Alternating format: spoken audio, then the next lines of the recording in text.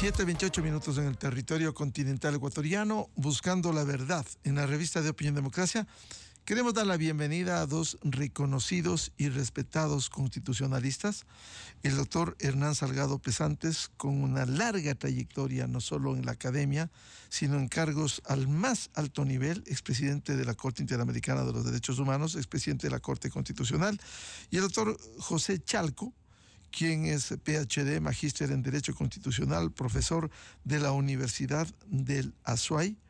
Les invitamos para que nos ilustren, dados sus amplios conocimientos, del papel que está cumpliendo la Corte Constitucional y en casuística, los últimos pronunciamientos con lo que quiero empezar respecto de dos decretos urgentes en materia económica que no solo que la Corte ha determinado que no hay urgencia económica, sino que además reprocha al presidente de la República con un argumento que lo voy a leer, lo que dice el dictamen.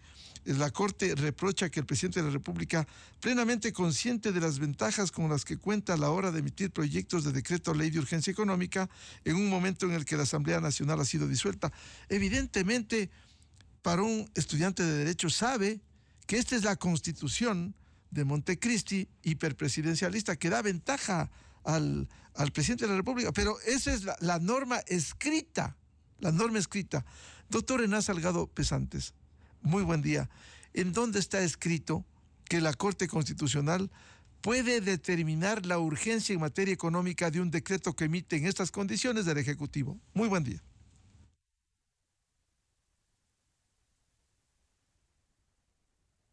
Buenos días, estimado licenciado Rivadeneira. No avancé a escucharle. ¿Me permite ya la palabra?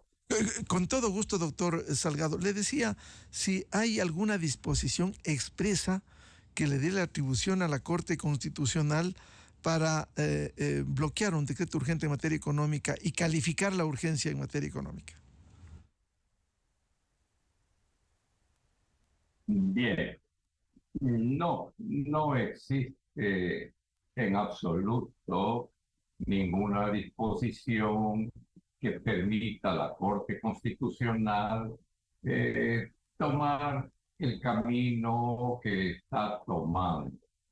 Permítanme y saludo cordialmente al distinguido jurista cuencano, a este joven de gran capacidad constitucional, de gran análisis.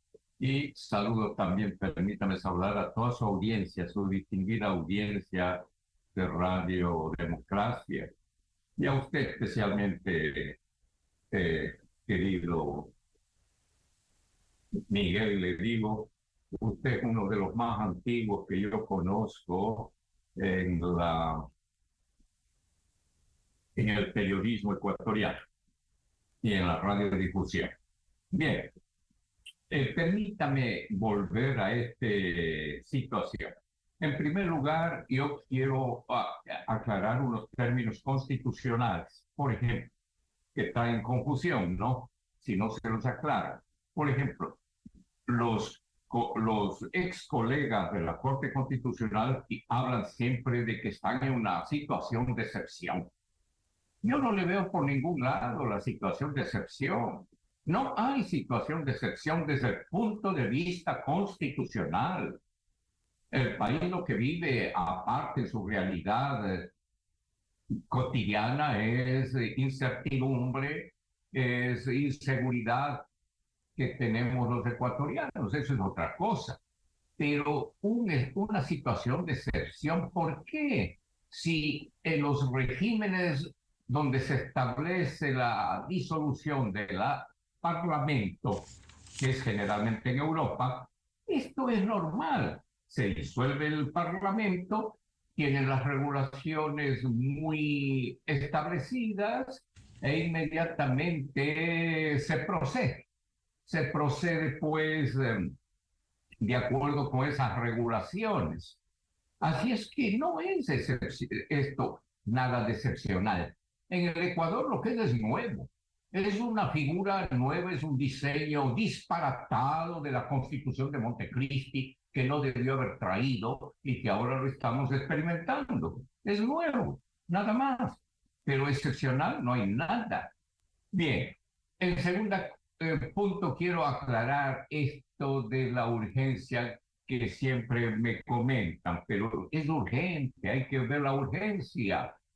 Para eso usted tiene que adentrarse, queridos colegas, ex colegas de la Corte Constitucional. Entiendo que ustedes habrán examinado el constitucionalismo ecuatoriano. La Constitución de 1946 trajo la posibilidad de que el presidente de la República pueda directamente declarar, dictar leyes económicas urgentes. Lo que necesitaba allí es un aval eh, de una comisión nacional que debía pues examinarle, una comisión que siempre estaba pues presente, pero que tampoco era obligatoria para el presidente. O sea que aun cuando la comisión fallara en contra, el presidente podía dictar ese decreto urgente económico. Luego, la constitución anterior de 1998, por favor, también lo trae en toda una disposición, aquí lo tengo, artículo 155 de la constitución anterior, de los proyectos de urgencia económica. Y entonces ahí señala de cómo será esto. Y entonces nuestro Corte Constitucional toma un atajo que no sé de dónde y dice, distinto es del 140, donde se habla de proyectos económicos urgentes, y distinto es esta situación, donde se establece pues que el presidente mande, que el presidente dicte proyectos económicos urgentes. No es lo mismo, yo no le veo distinción, están perdiendo el tiempo en elucubraciones erradas, están partiendo de premisas erradas y entonces así no les va a servir de nada cualquier argumentación que tengan. Cuando se parte de premisas erradas, yo aprendí siempre en mi carrera jurídica, la conclusión va a ser errada también, pues premisas falsas, conclusión errada. Bien, entonces no es diferente. Lo que pasa es que el uno es directamente ante el Congreso, ante la Asamblea Nacional que presenta el proyecto de ley urgente económico, y el otro es que ya lo diste el presidente, el proyecto económico urgente, pero para que tenga validez, claro, tiene que ir a la Corte Constitucional, previo, dice, pues entonces el dictamen favorable de la Corte Constitucional. Si no le da el dictamen favorable, obviamente ya no puede proceder. Bien, aclarado estos dos aspectos, entonces ahí sí puedo descifrar lo que es la urgencia. Yo señalé y señalo que no hay en ningún lado de la Constitución, en sus 444 artículos de una Constitución reglamentaria, que no debe ser así, mal hecha con Montecristi, pues no hay nada sobre la urgencia, nada dice de la urgencia. Es obvio, no tiene por qué decirlo. ¿Ustedes creen, constitucionalistas, que si algo fuera importante no iba a estar aquí en estos artículos que estamos viendo en el 148? No iba a estar allí establecido que irá a la Corte Constitucional, que establecerá la urgencia, esa urgencia que debe darse en estos aspectos tales y cuales de la economía, y asimismo establecer algunas cuestiones más de la economía. Pues no lo dice nada. ¿Por qué? Porque, querido pueblo ecuatoriano, todo lo económico es urgente. Esa es la premisa mía. Todo lo que se dicta en economía es urgente. En la economía de su casa, en la economía nacional, en la economía estatal, es urgente. Esas cosas no esperan, no es como el estado de excepción que tiene que darse ya. asimismo, pues, determinadas situaciones. Aquí no. Usted puede prever que viene el problema del niño y usted puede dar soluciones urgentes económicas para que el momento pueda dar adecuado tratamiento. Por lo tanto, entonces, lo urgente no es inherente a lo económico, inherente. No tienen que irlo a buscar con lupa, no tienen que hacer elucubraciones erradas. El primer decreto que dictó el presidente Lazo, pues lo examinaron de esa manera. La Corte se equivoca y entonces dice, tenemos que ver al detalle lo que es urgente. Aquí no está explicando qué es urgente. ¿Por qué es urgente?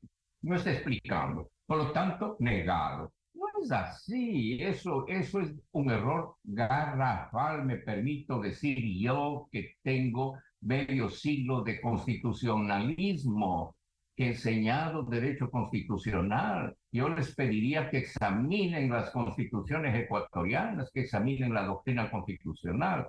Todo lo económico es urgente.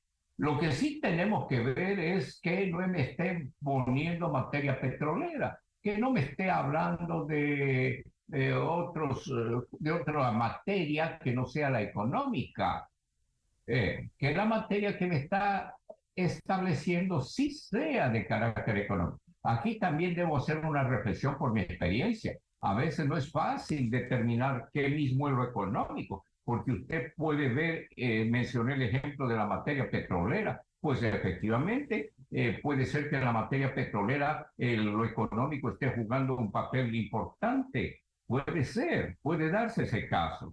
Y entonces habrá que examinar con cuidado, escudriñar si realmente entonces eso es económico. Pero lo urgente estará siempre inherente a lo económico. Eso quería establecer de forma clara para no estar en esos circunloquios que ha hecho. Otra cosa que me llama la atención es que hablan. Claro, la Corte tiene que controlar porque no hay el juego democrático que hay en la Asamblea. ¿Qué juego democrático? ¿Qué deliberación democrática hemos visto? Yo no he visto ninguna. Parece que estos señores viven en otro mundo. No he visto ninguna deliberación democrática necesaria, indispensable para aprobar leyes. Eso lo vi de joven.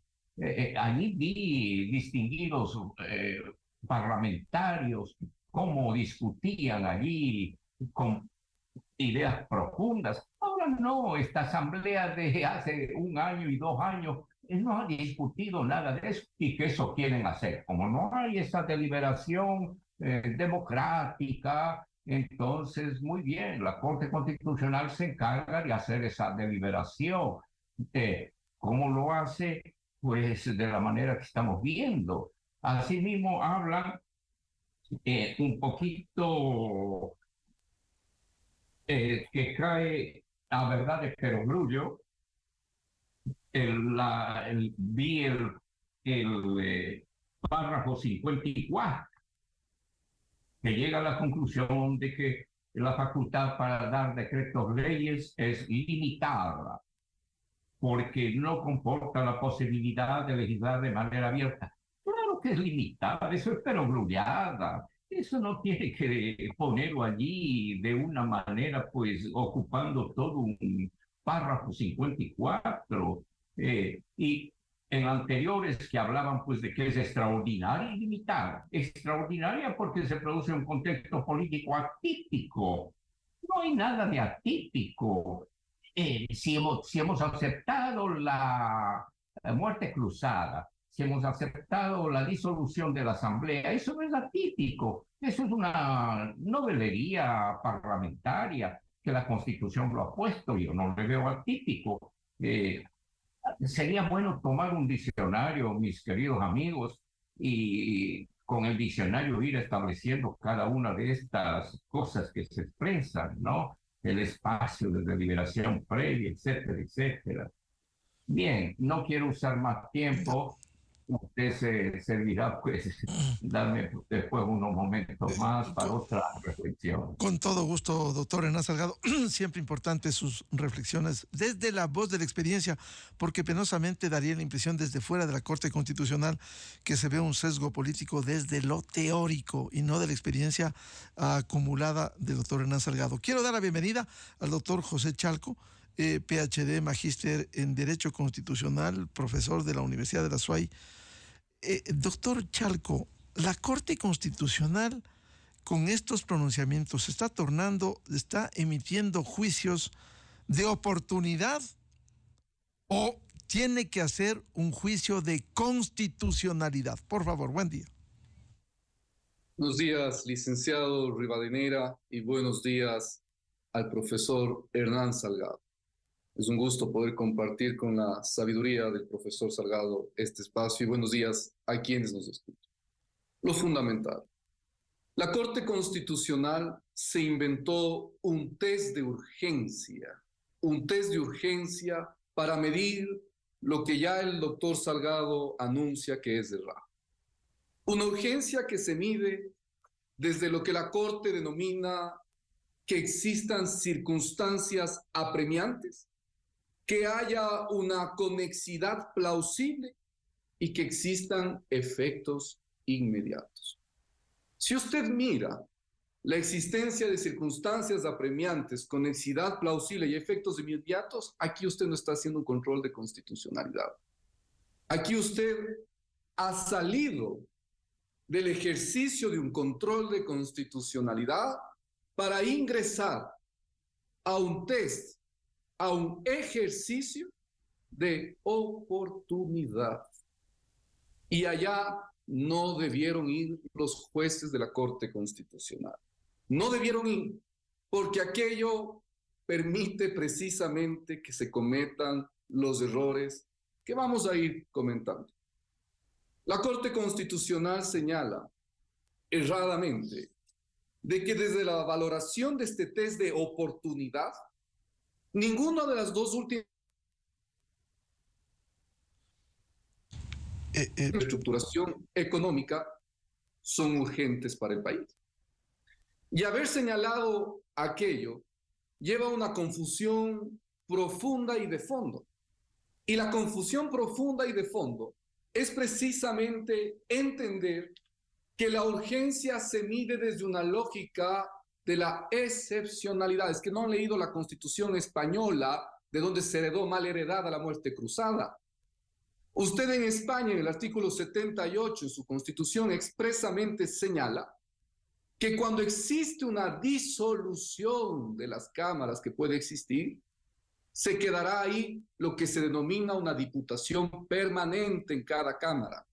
La famosa diputación permanente, que muestra precisamente que aquí no ha pasado un tiempo de excepcionalidad ninguna, que bien decía el profesor Salgado, que esto es nuevo en el constitucionalismo ecuatoriano desde la Constitución del 2008, eso sí, pero aquello no es ninguna excepción que implique esta medición de urgencia, que habla muy mal del ejercicio jurídico, porque ya no es un ejercicio de control constitucional jurídico, sino un ejercicio, déjeme decirle, político de oportunidad. Y eso es distante a lo que debe hacer una Corte Constitucional. Apreciado licenciado Rivadeneira, hay algo que a mí me llama la preocupación enormemente y que a mí me parece que aquello muestra la pérdida de rigurosidad en el análisis, en el estudio de la constitucionalidad por parte de los jueces de la Corte. ¿Cuál es? ¿Cómo pueden haber dentro del dictamen calificativos, tales como esta Corte reprocha al presidente, calificativos como cuando el presidente envió su carta abierta y acusó a esta Corte?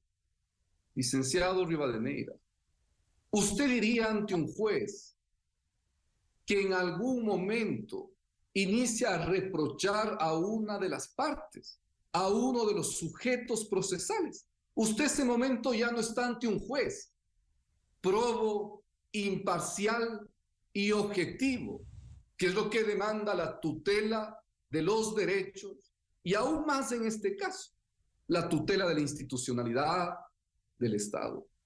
Cuando usted ha puesto calificativos como rechazar, reprochar, usted ya no está ante un juez que puede sancionar, justificar, resolver, decidir en derecho, porque ahí me está mostrando que hay un juez con pasiones y con subjetividades.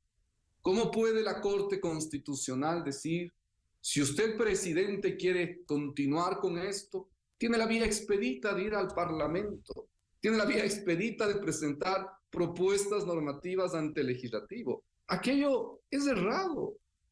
Y si hubiera alguna duda o tensión de constitucionalidad, que insisto, con la ausencia de rigurosidad ya ni siquiera se puede ingresar a ello. Pero veamos, si existieran disposiciones del proyecto de decreto ley que tuvieran alguna tensión de constitucionalidad, alguna presunción de tensión, haga lo que tiene que hacer, pues. Tenga la voluntad de eliminar esa disposición si fuera el caso. Modúlela, como hacen los dictámenes previos de la consulta popular, o como acaba de hacer en el dictamen de constitucionalidad del acuerdo comercial con Costa Rica, que dice es constitucional siempre y cuando se salven estas disposiciones.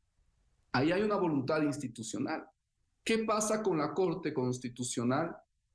¿A quién en esta calificación errada de oportunidad y de urgencia dice si es urgente reducir tributos para un grupo social, que ese fue su primer dictamen, el 123 UE, pero no es urgente la condonación y facilidades de pago en créditos educativos para otro grupo social? Ahí entonces estamos mirando precisamente que una Corte Constitucional que ingresa a donde no debe ingresar comete errores que no le hacen bien al país. Esto no es en contra de un presidente, esto es en contra de un país. Y en la práctica, a propósito de lo que señala el doctor Chalco, el tema de los créditos educativos, cuando hay de por medio la situación dramática de algunos estudiantes que lograron créditos educativos, pero que ni siquiera tiene el 60% vigente un convenio de pago, que hay deudas vencidas por casi 70 millones de dólares. No hay urgencia. Dice, no hay urgencia a la Corte. Aquello mismo es lo que no aguanta el más mínimo test de racionalidad. Es que el derecho constitucional, y el profesor Salgado nos ha enseñado, las constituciones tienen que ser instrumentos pedagógicos y el derecho constitucional tiene que ser un derecho cercano a la gente. Mire usted cómo se puede pecar de la ausencia de aquello precisamente cuando se ingresa en valoraciones, en dimensiones que no le competen a un juez constitucional. Vea usted algo que a mí me llama mucho la atención y que pierde todo rango de medición constitucional. La Corte Constitucional es el órgano guardián de la Constitución. Pero ser guardián de la Constitución significa estar ahí, pues, con la llave en la mano para que no se viole a la Constitución. Yo creo que la Corte Constitucional ha abandonado su rol de guardián constitucional, lamentablemente, esto hace mal al país. Y está ingresando en un espacio de incertidumbre, de falta de certezas jurídicas y, lo que es más grave, de irrespeto a la institucionalidad y a la Constitución a la que está llamada a tutelar. Vuelvo con el doctor Hernán Salgado Pesantes. Doctor Salgado, quisiera plantear algo que ya señalara el doctor José Chalco, otro dictamen de la Corte Constitucional que ya ha generado de por sí incertidumbre, inseguridad jurídica. El acuerdo con Costa Rica le dispone al Ejecutivo que subsane ciertos artículos contrarios a la Constitución, con un argumento. La Corte declaró inconstitucional la posibilidad de someter a arbitraje internacional las controversias derivadas del acuerdo por incurrir en la prohibición establecida en el artículo 422 de la Constitución, por cuanto el Estado ecuatoriano cede jurisdicción soberana a instancias de arbitraje internacional. ¿Qué inversionista extranjero confía en la justicia ordinaria ecuatoriana cuando se rompen contratos? Y por eso el Ecuador, en los hechos, el Ecuador ha recibido pronunciamientos internacionales contra el Estado. A la Oxy en el gobierno de Correa le pagamos $1.000 millones. Hay otras empresas que han demandado. ¿Cómo pueden venir inversionistas si ahora la Corte Constitucional dice no se puede garantizar un arbitraje internacional? Bien, este es un problema delicado y yo comprendo aquí sí que es bastante delicada. La interpretación del artículo 422 de la Constitución, donde se prohíbe ceder la jurisdicción interna del Estado a favor de otras jurisdicciones. En consecuencia, pues, el arbitraje estaría sufriendo una prohibición. Pero, asimismo, hay alguna situación que en el segundo inciso, me parece, señala que esto podría tornarse aceptable, quiero decir, si hay alguna entidad latinoamericana que pueda, pues, procesar esta situación. No una corte internacional, de arbitraje internacional, una latinoamericana. Aquí lo que pasa es que no hay. En Latinoamérica ningún país tiene pues una tribunal, llamémoslo así para no confundir, un tribunal de arbitraje y que pueda pues solucionar los problemas. Pero y yo estoy recordando que también cuando estuve en la Corte Constitucional se aprobó las reglas del CIADE. Tal vez me esté equivocando, pero yo recuerdo que se aprobó las reglas del CIADE y que hubo protestas de parte de determinados sectores, pero no entendieron que las reglas del CIADE no es el arbitraje mismo. Allí usted va como va a una iglesia para celebrar una boda. Si los novios no dan el sí, pues no hay boda. Aquí también, si el Estado no acepta en un caso determinado, contractual, ir a usar las reglas del CIADE, pues no va. Simplemente ahí está la posibilidad, tanto esto del CIADE como el otro organismo que hay a nivel mundial, que se me va el nombre, posibilitan que pueda pues discutirse esta situación. En todo caso, lo que yo le señalaría es que podría abrir una situación de modulación, como dice muy bien el colega Charco, podría pues modularse de manera pues a que no sufra menoscabo el comercio internacional, porque caso contrario, como siempre nos están enseñando los medios de publicación, efectivamente, dicen pues que en Ecuador no hay inversiones. No hay inversiones en absoluto. Todo va a Perú, a Colombia, etcétera. Pero en Ecuador no. Entonces, para evitar aquello, debía verse y buscarse la mejor solución. Y yo entiendo que el gobierno del presidente Lasso tomará nota para ver todas las posibilidades para que esto entonces sea aceptado y podamos seguir adelante. Pero antes de concluir con este tema, déjeme señalar que el tiempo avanza. Un punto que me dejó con mal sabor en este dictamen sobre el decreto ley de apoyo financiero. El ponente, el juez Herrería, yo lo leí con interés para ver el juez Herrería qué criterios exponía. Lamentablemente están desdibujados esos criterios, totalmente desdibujados. Comencemos por un detalle de cortesía. Por favor, de principio a fin hablan del presidente con minúscula, sustantivo propio. Presidente tiene nombre y apellido, es el señor Guillermo Lasso. Y de principio a fin, presidente, presidente, presidente con minúscula, asamblea con mayúscula, todo es con mayúscula. Y el presidente menoscabado, por favor, la cortesía es elemental, querido colega Herrería, queridas juezas y jueces que están allí, es elemental la cortesía con que nos debemos los órganos del Estado entre sí. Luego el otro punto que criticaba yo en una ocasión anterior es la decisión que toman, la decisión que dan.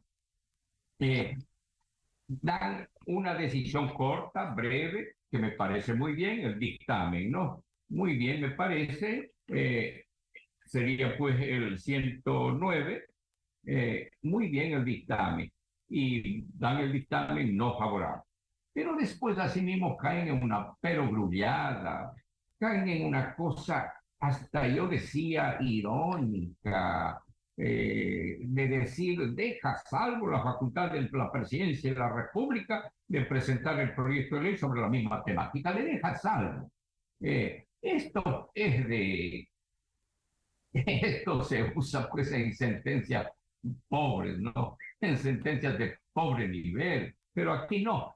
Es irónica porque el presidente ya tiene 2 meses o 3 meses que se va, ya se va. Y que a usted le diga, pues puede presentar, sobre la misma temática puede presentar. Hágalo así. Pero si ya se va el presidente y el presidente quiere pues hacer hasta el último momento un esfuerzo por conducir lo que él cree y lo que él conoce en materia financiera, económica, lo mejor para el país. Mal, muy mal estas formas de presentar los dictámenes, sentencias. Doctor Salgado, a propósito de lo que usted señalaba, voy a leer el artículo 422, segundo inciso, efectivamente, a propósito de la observación al acuerdo comercial con Costa Rica. Se exceptúan los tratados e instrumentos internacionales que establezcan la solución de controversias entre estados y ciudadanos en América Latina por instancias arbitrales, regionales o por órganos jurisdiccionales de designación de los países signatarios. Si no hay, como usted ha dicho, en América Latina, ¿qué se hace? ¿Se bloquea la inversión extranjera? ¿Cómo genera seguridad jurídica con esto? Ahí estamos realmente ante una situación muy difícil, ¿no? Justamente ahí debió haber actuado la Asamblea Nacional. La Asamblea Nacional debía proceder a reformar esta disposición, una interpretación ya que aclare y al mismo tiempo, si es el caso, pues que reforme. Eso no se ha hecho porque nuestras asambleas, que aquí los colegas de la Corte piensan que es democrática, que es deliberativa, pues no lo es, no lo ha sido. En todo caso, yo creo que sí hay caminos para establecer de mutuo acuerdo entre dos países, en este caso con Costa Rica y Ecuador, para establecer que cualquier problema que pueda suscitarse podría pues ser solucionado de determinada manera sin necesidad de acudir a los tribunales de arbitraje internacional, sin necesidad de aquello. Podría ser Lo que pasa también es que en nuestros cortes de justicia ordinaria nadie tiene confianza y tienen razón. ¿Quién va a confiar en la justicia ecuatoriana? Pues no, no. Ahí es interesante cuando me analizan este punto y me dicen que Canadá y Estados Unidos no necesitan ninguna cláusula de estas, ninguna, porque allí el que quiera reclamar de Canadá a Estados Unidos y de Estados Unidos a Canadá, los inversionistas me refiero, ¿no? Pues van directamente a los órganos de justicia de un país o del otro país, porque son justicia pues que administra con seriedad y dan decisiones adecuadas. En fin, hay caminos por los que se podría llegar para que Costa Rica y otros países tengan pues más confianza en Ecuador y puedan solucionar cualquier conflicto que el inversionista tenga. Doctor José Chalco, a propósito de este tema, de estos temas, ¿acaso la Corte Constitucional no se está evidenciando claramente en sus dictámenes con un sesgo político, con un sesgo ideológico desde lo teórico? Incluso lo que bien ha glosado el doctor Hernán Salgado resulta una vergüenza que en el caso de la Asamblea, y tengo otro dictamen que no es solo el único, el último de este lunes, jueza ponente Alejandra Cárdenas Reyes, sobre la suspensión de la vigencia del decreto en el tema minero, el decreto 754.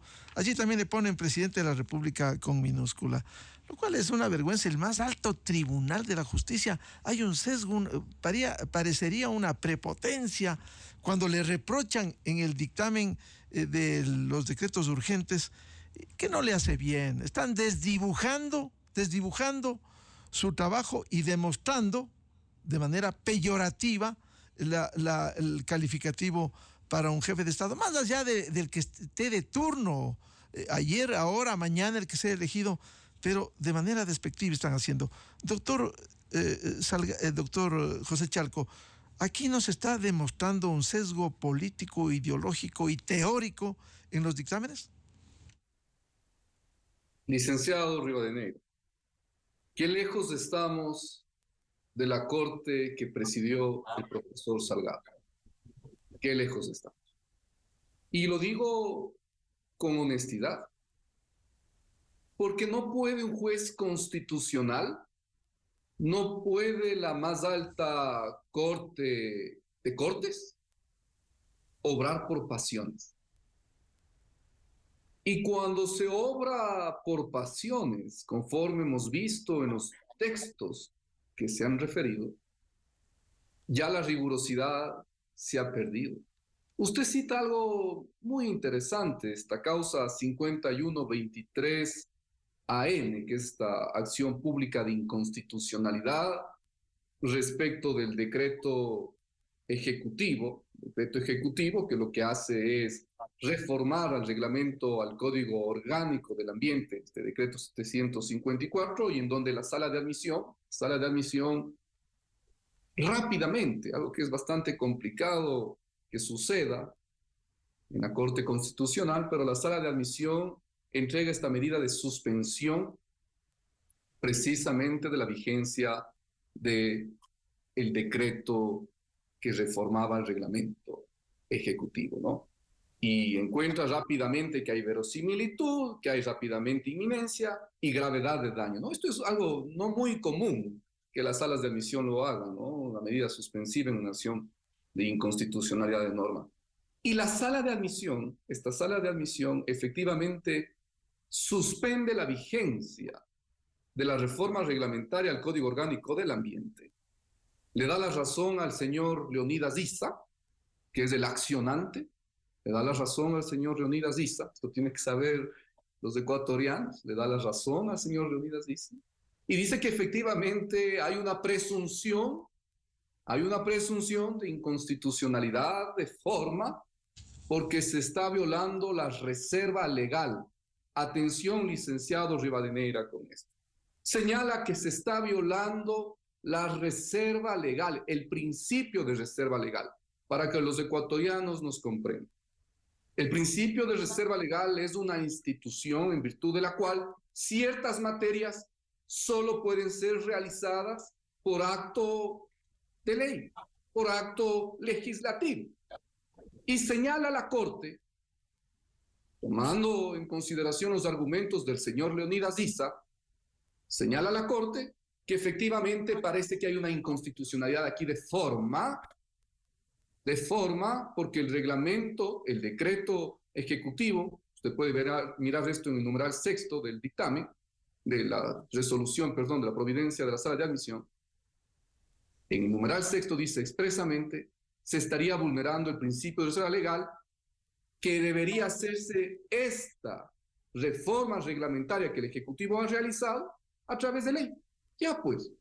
Entonces aquí sí que la Corte Constitucional dé paso un decreto legal. Pues. Presidente de la República, equipo jurídico de la presidencia, táctica jurídica inmediata, pues. Entonces ahora envía un decreto ley con las disposiciones que le están suspendiendo en la Corte Constitucional, porque ya hay aquí claramente una presunción de que se está violando el principio de reserva legal y que estas materias solo tienen que ser a través de ley y no de reglamento. Ahí está. Vea usted, licenciado Rivadeneira, llegamos al extremo de lo absurdo, en donde en ciertos casos, como estamos mirando, usted comentaba con el profesor Salgado acertadamente sobre el acuerdo con Costa Rica, llegamos a una suerte de modulación.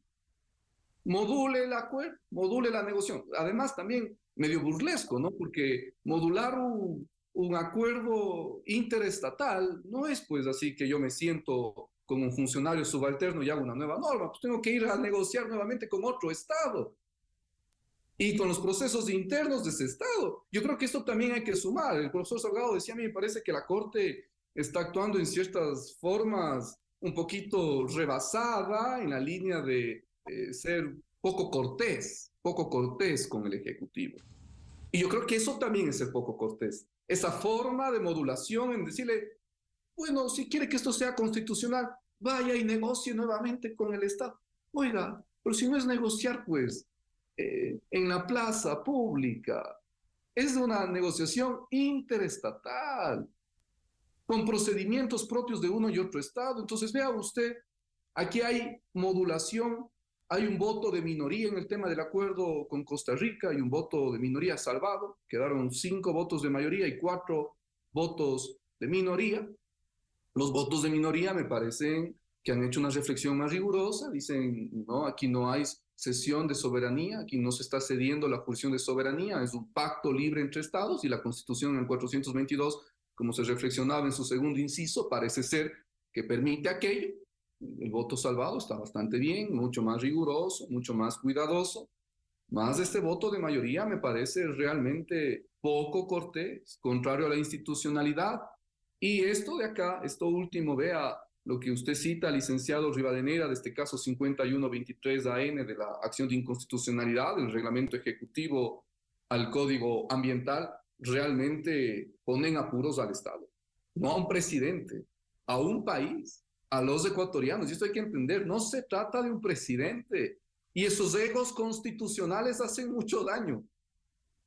Hay que evitar los egos constitucionales y pensar en el porvenir de los ecuatorianos. Súmele a ello, licenciado Rivadeneira, aquel dictamen de constitucionalidad de la consulta del Yasuní 10 años después. 10 años después. ¿Qué sentido tiene? Y alguna ocasión conversábamos, licenciado, con usted y decíamos, esta pelea, a mi punto de vista, irrisoria, insignificante entre si se va a perder 500 millones o 1.200 millones o 20 millones. Por favor, ¿qué nos está pasando? Es dinero para los ecuatorianos. Y a eso hay que sumar las indemnizaciones que vendrán por el retiro progresivo, conforme dice el dictamen de la Corte, el retiro progresivo que se deberá realizar de aquellas concesiones previamente otorgadas a la consulta. Luego, otro efecto más de cero inversión para el Estado, porque usted aquí mañana hace un contrato como inversionista con el Estado, viene una consulta popular o viene una acción constitucional presentada por el señor Leonidas Issa y se acaba. No hay rigurosidad jurídica, no hay certidumbre alguna, no hay un mínimo de actuación de conformidad a las normas y caemos en otras cosas como un populismo plebiscitario o esta suerte de egos constitucionales que están haciendo daño al país. Doctor Salgado, quería añadir en este dictamen del caso 5123 sobre el tema del decreto 754 de la explotación minera, al admitir en este fallo, dice de la revisión de la demanda y argumentos claros, determinados, específicos y pertinentes sobre las normas constitucionales. Si uno hace la lectura, el señor Issa y además la Confenaye, el programa, la Fundación Pachamama y los argumentos del Centro de Derechos Humanos de la Católica han sido absolutamente contundentes, a diferencia del Ejecutivo. Vea cómo dan la razón en esta admisibilidad. Y por otro, quiero dar lectura a propósito de este análisis.